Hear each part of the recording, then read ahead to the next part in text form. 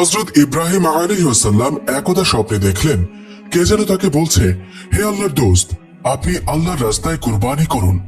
নবীর প্রতি স্বপ্নাদেশ ওহির সমতুল্য। তাই হযরত ইব্রাহিম আলাইহিস সালাম স্বপ্নে কুরবানির আদেশ পেয়ে অস্থির হয়ে উঠলেন।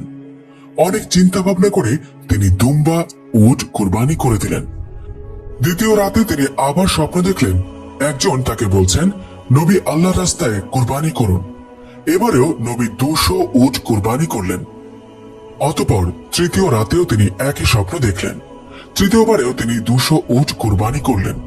চতুর্থ রাতে তিনি স্বপ্ন দেখলেন কে যেন তাকে বলছেন, হে আল্লাহর দোস্ত, আপনি আল্লাহর রাস্তায় আপনার প্রিয় সন্তানকে কুরবানি করুন। এবারে স্বপ্ন দেখে তিনি হতবুদ্ধি হয়ে গেলেন। তার সন্তান বলতে হযরত ইসমাইল আলাইহিস সালাম ব্যতীত আর কেউ নেই। সে সন্তান তার নির্বাসিত মাতার নিকট থাকে। নবী তাদের সাথে তেমন সম্পর্ক পর্যন্ত রাখেন না। এমত অবস্থায় এহেন এক চরম প্রত্যাদেশ কিভাবে তিনি কার্যকরী করবেন এ ভেবে অস্থির হলেন। ভোরবেলা নবী সায়রা বিবির নিকট তার স্বপ্নের কথা আলোচনা করলেন। সায়রা নবীকে অতি সত্বর এই প্রত্যাদেশ কার্যকরী করার জন্য বিশেষভাবে অনুরোধ করলেন। হযরত ইব্রাহিম আলাইহিস সালাম অত্যন্ত ভারাক্রান্ত মন নিয়ে মক্কার পথে রওনা করলেন। সঙ্গে তিনি একখানা ছুরি ও কিছু রশি নিলেন। মক্কা পৌঁছে তিনি হাজেরার আস্তানায় গিয়ে বসলেন। সেখানে কিছু সময় বিশ্রাম নিয়ে হাজেরাকে বললেন, তুমি ইসমাইল আলাইহিস সালামকে ভালো পোশাক পরিয়ে আতর গোলাপ লাগিয়ে উত্তম রূপে সাজিয়ে দাও। ইসমাইল আলাইহিস সালামকে নিয়ে আমি এক দাওয়াতে যাব। সম্পর্কবিহীন পিতা পুত্রের মাঝে নতুন করে গভীর সম্পর্ক হতে যাচ্ছে দেখে হাজেরা খুব খুশি হলেন এবং ইসমাইল আলাইহিস সালামকে উত্তম রূপে সাজিয়ে দিলেন। হযরত ইসমাইল আলাইহিস সালামের বয়স ছিল তখন 9 বছর। দেখতে ফুটফুটে সুন্দর। হযরত ইব্রাহিম আলাইহিস সালাম পুত্রকে নিয়ে রওনা করলেন। ইতোমধ্যে শয়তান এসে বিবি হাজেরাকে বলল, তোমার পুত্র ইসমাইল কোথায় গিয়েছে? হাজেরা বললেন, তার পিতার সঙ্গে দাওয়াতে গিয়েছে। শয়তান বলল, সমস্ত কথা মিথ্যা। তোমার স্বামী পুত্রকে কোরবানি করার জন্য আল্লাহ তাআলার আদেশ পেয়েছেন। সেই মর্মে ইসমাইলকে কোরবানি করার জন্য এক নিভৃত স্থানে নিয়ে যাচ্ছে।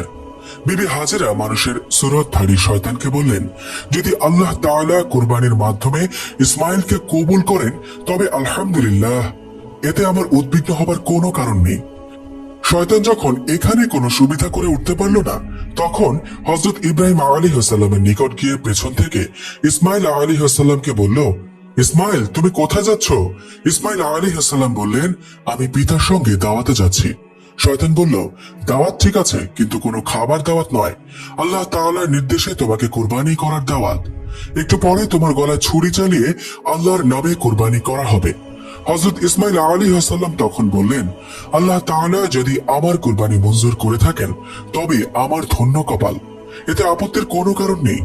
অতঃপর তিনি পিতার সম্বোধন করে বললেন, হে পিতা, পেছন থেকে কে যেন বলছে আপনি আমাকে কুরবানি করার জন্য নিভৃত স্থানে নিয়ে যাচ্ছেন। তখন হযরত ইব্রাহিম আলাইহিস সালাম বললেন, শয়তান তোমার সাথে প্রতারণা করছে, তুমি ওর প্রতি 7 খণ্ড পাথর নিক্ষেপ করো। হযরত ইসমাইল আলাইহিস সালাম পিতার আদেশ অনুসারে 7 খণ্ড পাথর নিক্ষেপ করলেন। শয়তান দূরীভূত হলো। এই পাথর নিক্ষেপ হজ আদায়ের জন্য একটি জরুরি শর্ত ও সুন্নাত হিসেবে গণ্য করা হয়েছে। হযরত ইব্রাহিম আলাইহিস সালাম মিনার এক নিভৃত স্থানে গিয়ে থামলেন এবং পুত্রকে বললেন, হে প্রিয় বৎস, আমি 4 রাত ধরে স্বপ্ন যোগে কুরবানি করার আদেশ পেয়ে আসছি। আমি সে পরিপ্রেক্ষিতে 600 উট কুরবানি করেছি। শেষবারে আমার প্রিয় সন্তানকে কুরবানি করার আদেশ পেয়ে তোমাকে আল্লাহর নামে কুরবানি করার উদ্দেশ্যে এখানে নিয়ে এসেছি। হযরত ইসমাইল আলাইহিস সালাম পিতার মুখে এই কথা শুনে বললেন, আলহামদুলিল্লাহ, আল্লাহ তাআলার এরূপ নির্দেশ আমার জন্য সৌভাগ্যের দ্বার খুলে দিয়েছেন। আমাকে আল্লাহ তাআলা কবুল করেছেন, এজন্য আমি অত্যন্ত আনন্দিত। আপনি এই কাজ সমাধানের ক্ষেত্রে আমাকে ধৈর্যশীলদের অন্তর্ভুক্ত দেখতে পাবেন। আপনি আর বিলম্ব না করে আল্লাহ তাআলার আদেশ অনুসারে কাজ আরম্ভ করুন। হযরত ইব্রাহিম আলাইহিস সালাম বললেন, ইহা আমি কিভাবে সমাধা করব? ইসমাইল আলাইহিস সালাম তদুত্তরে বললেন, প্রথমে আপনি আমার হাত পা বেঁধে নিন, পরবর্তীতে আমাকে বিপরীত দিকে কাত করে শোয়ায় নিন, যেন আপনি সরাসরি আমার মুখমণ্ডল না দেখতে পান। তারপর আমার গলদেশে ছুরি চালান করুন। এতে আপনি অবশ্যই কৃতকার্য হবেন। তৃতীয়ত, আমার রক্তে ভেজা কাপড়গুলো আমার আম্মার কাছে পৌঁছে দিবেন। তিনি এগুলো দেখে আল্লাহর রেজামন্দির ওপর খুশি থাকবেন এবং আমার কথা স্মরণ করে কিছুটা স্বস্তি লাভ করবেন, কারণ তার আর কোনো সন্তান নেই যার দিকে তাকিয়ে তিনি স্বস্তি লাভ করতে পারেন।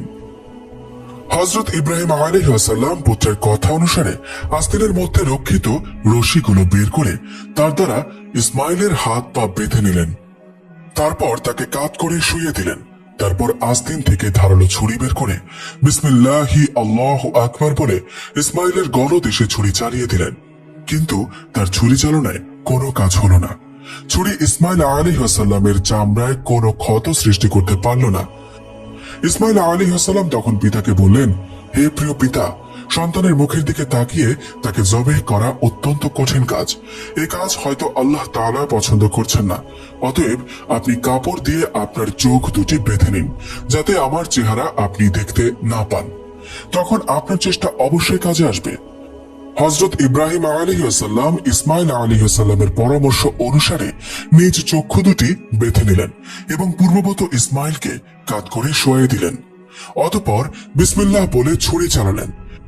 আল্লাহ তাআলা তার নবীর শেষ পরীক্ষার সফলতা দেখে সন্তুষ্ট হলেন, যার পরিণামে আল্লাহ তাআলা জিবরাইল আলাইহিস সালাম এর মারফত বেহেশত থেকে আনা এক দুম্বাকে জবের মুহূর্তে ইসমাইল আলাইহিস সালামের স্থলে শুইয়ে দিয়ে ইসমাইলকে একটু দূরত্বে দাঁড় করিয়ে রাখলেন, যার সামান্য লেশমাত্র বোঝা নবী দ্বয়ের পক্ষে সম্ভব হয়নি। হযরত ইব্রাহিম আলাইহিস সালাম জবের কাজ সুস্পষ্টভাবে সম্পন্ন হয়েছে ভেবে আলহামদুলিল্লাহ পাঠ করলেন এবং চোখের কাপড় খুলে ফেললেন। তখন তিনি চোখে যা দেখলেন তা তার বিশ্বাস হলো না, তাই তিনি একবার চোখ দুটি হাত দিয়ে মুছে চতুর্দিকে তাকালেন।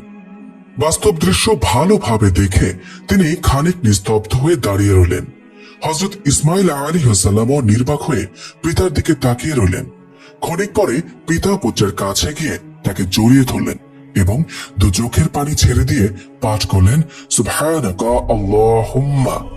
অতঃপর পিতা ও পুত্র একত্রিত হয়ে শুকরানা নামাজ আদায়ের জন্য দাঁড়িয়ে গেলেন। এই মুহূর্তে হযরত জিবরাইল আলাইহিস সালাম সেখানে অবতীর্ণ হলেন। তিনি সজোরে উচ্চারণ করছিলেন, আল্লাহু আকবার, আল্লাহু আকবার, লা ইলাহা ইল্লাল্লাহ। অতঃপর তিনি হযরত ইব্রাহিম আলাইহিস সালামের নিকট এসে বললেন, হে আল্লাহর দোস্ত, আল্লাহ আপনাকে সালাম প্রেরণ করেছেন। আল্লাহ তাআলা নবীকে লক্ষ্য করে আরো বলেছেন, হে ইব্রাহিম, তুমি আল্লাহ তাআলার উদ্দেশ্যে তোমার স্বপ্নকে বাস্তবায়িত করেছ। নিঃসন্দেহে এটা ছিল একটা মহা পরীক্ষা। আমি এভাবে আমার সৎ ও উদার বান্দাদের পুরস্কৃত করে থাকি। আমি সন্তান কুরবানির ক্ষেত্রে বদল করে পশু কুরবানি দ্বারা পুরস্কৃত করেছে। এক্ষেত্রে আরো যা দিবার তা পরকালের জন্য রইল। আমি আমার সৎ নিষ্ঠাবান বান্দাদের পুরস্কার দিয়ে থাকি। ইব্রাহিম আলাইহিস সালাম আমার ঈমানদার কৃতজাত বান্দাদের অন্যতম। তাকে ইসহাক নামক আর এক পুত্রের সংবাদ দিচ্ছে, যিনি নবী হিসেবে আমার সৎ বান্দাদের অন্তর্ভুক্ত থাকবেন। হযরত ইব্রাহিম আলাইহিস সালাম আল্লাহ তাআলার প্রেরিত সুসংবাদ শুনে অত্যন্ত খুশি হলেন এবং তার দরবারে শুকরিয়া আদায় করলেন। অতঃপর তিনি ইসমাইল আলাইহিস সালামকে নিয়ে বিবি হাজেরার নিকট চলে গেলেন। সেখানে গিয়ে হাজেরাকে সমস্ত ঘটনা বললেন। হাজেরা তখন আল্লাহ তাআলার শুকর আদায় করলেন।